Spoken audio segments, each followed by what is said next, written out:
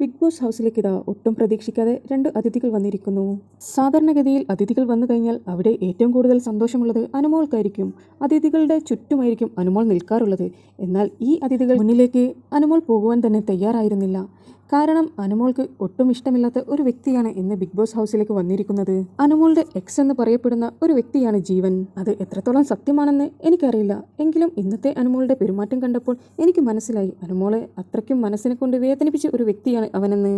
ഇന്ന് അനുമോളുടെ മുഖം കാണുമ്പോൾ തന്നെ നമുക്ക് മനസ്സിലാകും, എല്ലാം നഷ്ടപ്പെട്ടു നിൽക്കുന്ന ഒരു പെണ്ണിനെ പോലെയായിരുന്നു അവൾ അവിടെ ഉണ്ടായിരുന്നത്. ആദിലയുടെയും നൂറയുടെയും കൂടെ അവൾ ഡ്രസ്സിംഗ് റൂമിലേക്ക് പോയി പൊട്ടിക്കരയുകയായിരുന്നു. എൻ്റെ ലൈഫ് നശിപ്പിച്ചവനാണ് ആ വന്നിരിക്കുന്നത് എന്നാണ് അവിടെ ഇരുന്ന് അനുമോൾ പറഞ്ഞിരിക്കുന്നത്. ആദിലയും നൂറയും അനുമോളെ സമാധാനിപ്പിച്ചു.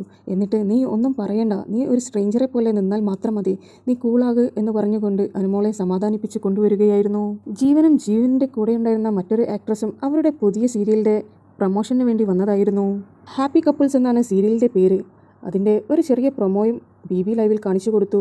എന്നാൽ ഇടയ്ക്കിടയ്ക്കെല്ലാം ക്യാമറയുടെ സൂമിംഗ് അനുമോളുടെ മുഖത്തേക്ക് നന്നായി പോകുന്നുണ്ടായിരുന്നു.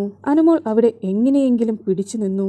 അതിഥികളുടെ അടുത്തോട്ടേക്ക് പോകാൻ വളരെ വിഷമമുണ്ടായിരുന്നു അനുമോൾക്ക്. എങ്കിലും ആ ആക്ട്രസിനെ ഒന്ന് വിഷ് ചെയ്തു.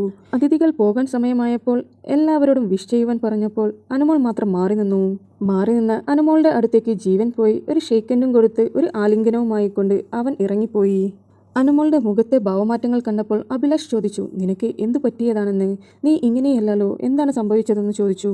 അനുമോൾ പറഞ്ഞു, എനിക്ക് ഒരു ബുദ്ധിമുട്ടുമില്ല, ചെറിയ ഒരു പീരീഡ്സിൻ്റെ മൂഡ് സ്വിങ്സ് മാത്രമാണ്, അല്ലാതെ വേറെ പ്രശ്നമൊന്നുമില്ല എന്ന് പറഞ്ഞുകൊണ്ട് അനുമോൾ അവിടെ നിന്ന് നടന്നു നീങ്ങുകയായിരുന്നു. കൂടുതൽ BB അപ്ഡേറ്റ്സ് അറിയുവാൻ താല്പര്യമുണ്ടെങ്കിൽ ചാനൽ സബ്സ്ക്രൈബ് ചെയ്ത് സപ്പോർട്ട് ചെയ്യുക.